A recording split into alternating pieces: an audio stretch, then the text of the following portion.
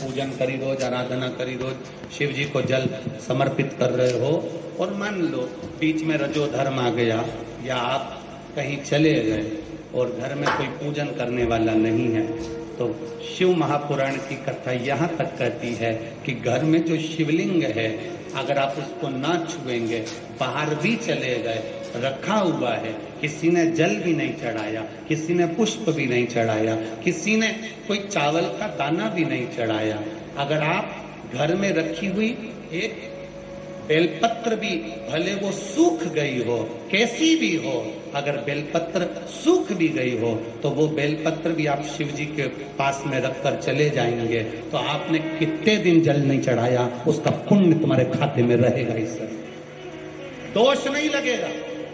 एक बेलपत्र में वो फल होता है, एक बेलपत्र में वो बल होता है कि गंगा के जल के बराबर, सरयू के जल के बराबर, कावेरी, छिपरा, नर्मदा के जल के बराबर बेलपत्री मात्र शिव के करीब में रखी रहती है, तो वो जल के बराबर ही रखी रहती है कि रोज आप जल चढ़ा रहे हैं शिव जी। घर के लोगों से इतना तो कह सकते हो कि मुझे हाथ नहीं लगाना, मेरे को बाहर जाना है, तुम एक काम करो, ये बेलपत्री शिव जी के पास रख दो, मैंने यहां रखी है, मैंने यहां पर रखी है, ये बेलपत्र आप शंकर जी के पास में रख दो, इतना तो कह सकते हो, इतना तो भगवान का वर्णन कर सकते हो, ये रख दो शिव जी। एक बेलपत्र शिव को समर्पित,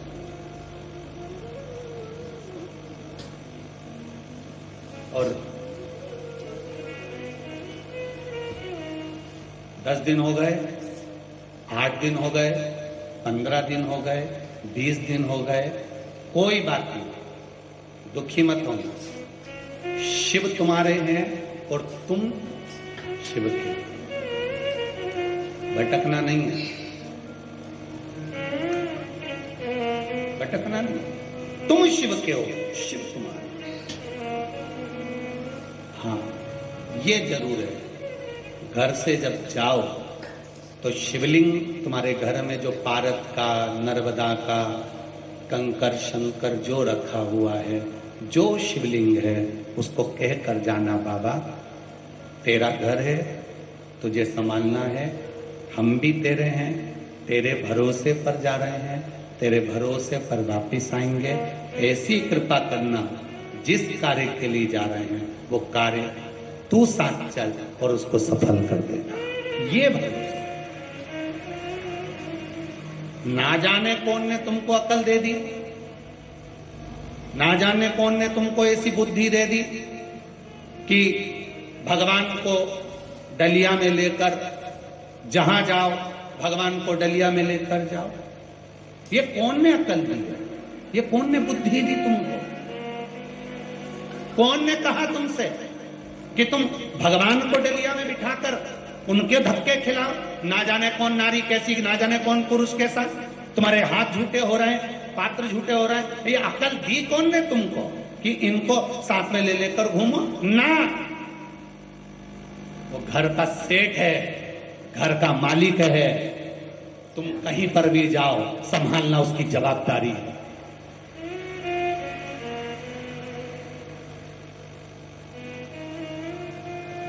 संभालना उसकी जवाबदारी। शिवलिंग है, घर में रखो।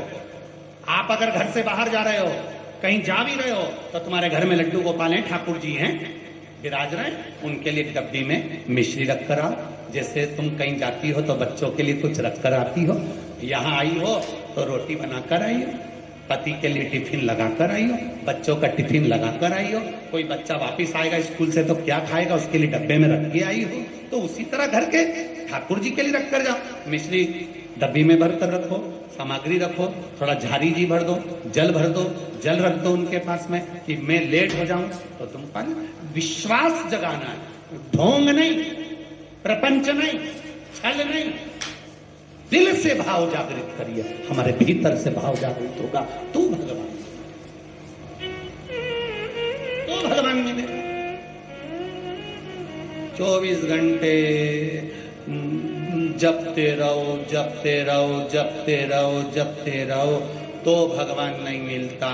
और मीरा, कर्मा, नामदेव, ध्रुव, प्रहलाद, नरसिंह जैसे भगत नी जपते, बस केवल उसको टकटकी लगाकर देखते ही रहते हैं तो परमात्मा मिल जाता है। दिल से मिलता है, पंच से नहीं, डोम से नहीं, छल से। अब कोई ने कहा गुरुजी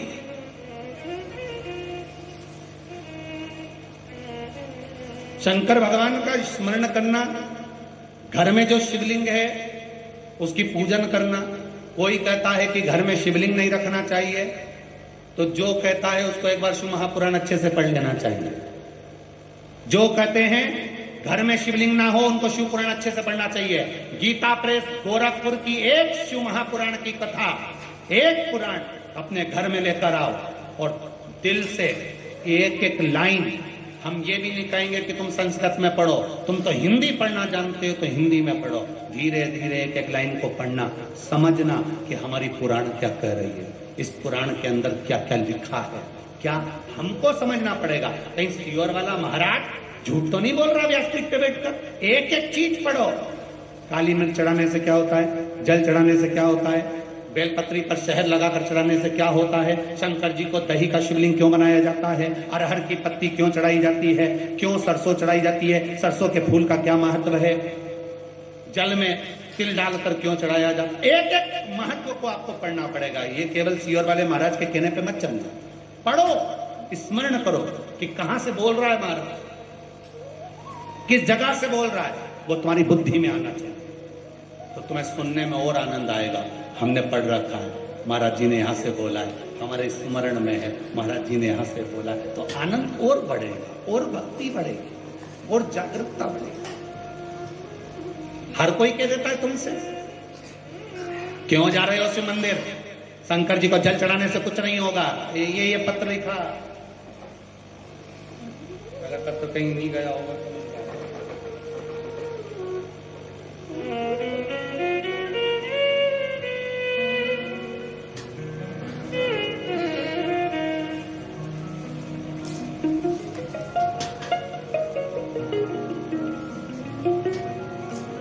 मैं कृष्णा राव, मैं रतलाम की रहने वाली हूं गुरुदेव। कहीं बैठी हो कृष्णा राव रतलाम से तो हाथ हिलाइएगा। कृष्णा राव रतलाम, कहीं बैठी हो तो हाथ हिलाइएगा। आप ही हैं, कहीं बैठी हो कृष्णा राव रतलाम, अच्छा इधर है, हाथ हिला दो। जो बच्चा बच गया वो आया है साथ में, यही है, अच्छा एक बार इस बच्चे को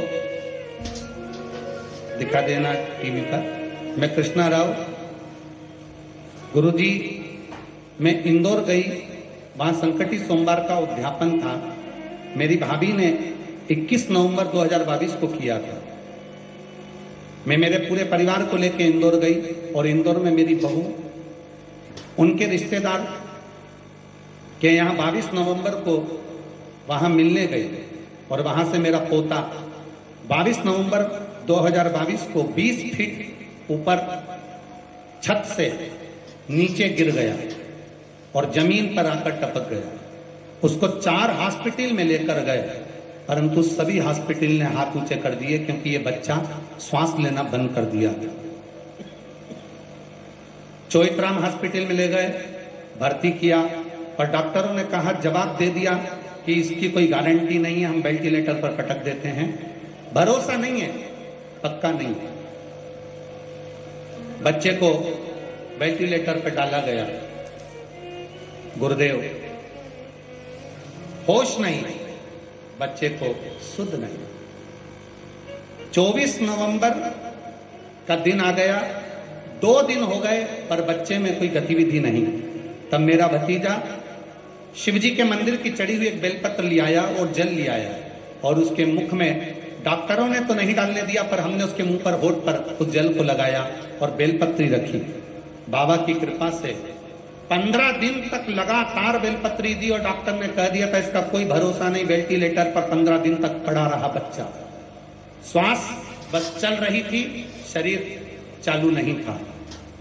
बाबा की कृपा देखिए गुरुदेव, जहां डॉक्टरों ने हाथ खड़े कर दिए थे वहां एक बेलपत्री और जल ने बाबा की कृपा से इस बच्चे को बचा लिया। हमारे बीच में ददरव धाम वाले महाराज जी पधारे हैं। एक बार जोरदार ताली बजाकर स्वागत करें। ये बच्चा देवाधिदेव महादेव की कृपा से बच्चा। एक बार बच्चे को ऊंचा कर दो, थोड़ा सा दोनों हाथ उठाकर हर हर बैठिए। श्री शिवाय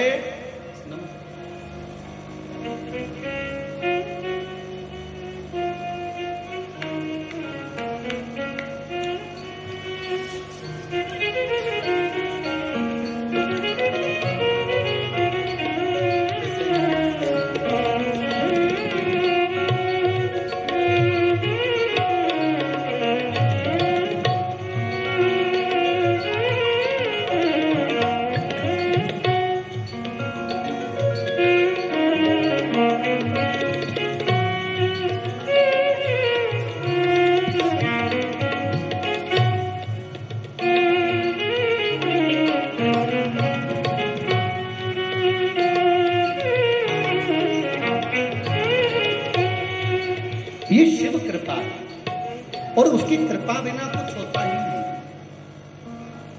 जिसने शिव तत्व को जान लिया उसका जीवन सार्थक हो जाता। शिव महापुराण की कथा कहती है जीवन की सार्थकता परमात्मा के भक्ति में है।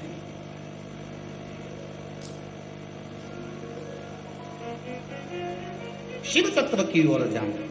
तारकासुर मन में जो सोचा था उसने वो पूर्ण किया।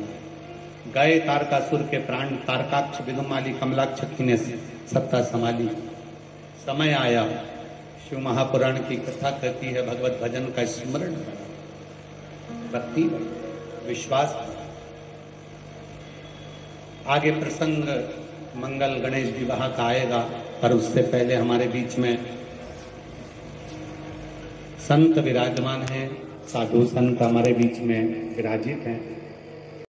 पूजन करी रोज, आराधना करी रोज, शिव जी को जल समर्पित कर रहे हो और मान लो बीच में रजो धर्म आ गया या आप कहीं चले गए और घर में कोई पूजन करने वाला नहीं है, तो शिव महापुराण की कथा यहाँ तक कहती है कि घर में जो शिवलिंग है अगर आप उसको ना छुएंगे, बाहर भी चले गए, रखा हुआ है, किसी ने जल भी नहीं चढ़ाया, किसी ने पुष्प भी नहीं चढ़ाया, किसी ने कोई चावल का दाना भी नहीं चढ़ाया, अगर आप घर में रखी हुई एक बेलपत्र भी भले वो सूख गई हो, कैसी भी हो, अगर बेलपत्र सूख भी गई हो तो वो बेलपत्र भी आप शिव जी के पास में रखकर चले जाएंगे तो आपने कितने दिन जल नहीं चढ़ाया उसका पुण्य तुम्हारे खाते में रहेगा। इस दोष नहीं लगेगा। एक बेलपत्र में वो फल होता है, एक बेलपत्र में वो बल होता है कि गंगा के जल के बराबर, सरयू के जल के बराबर, कावेरी, छिपरा, नर्मदा के जल के बराबर बेलपत्री मात्र शिव के करीब में रखी रहती है, तो वो जल के बराबर ही रखी रहती है कि रोज आप जल चढ़ा रहे हैं शिव जी। घर के लोगों से इतना तो कह सकते हो कि मुझे हाथ नहीं लगाना, मेरे को बाहर जाना है, तुम एक काम करो ये बेलपत्री शिव जी के पास रख दो। मैंने यहां रखी है, मैंने यहां पर रखी है, ये बेलपत्र आप शंकर जी के पास में रख दो। इतना तो कह सकते हो, इतना तो भगवान का वर्णन कर सकते हो। ये रख दो शिव जी। एक बेलपत्र शिव को समर्पित।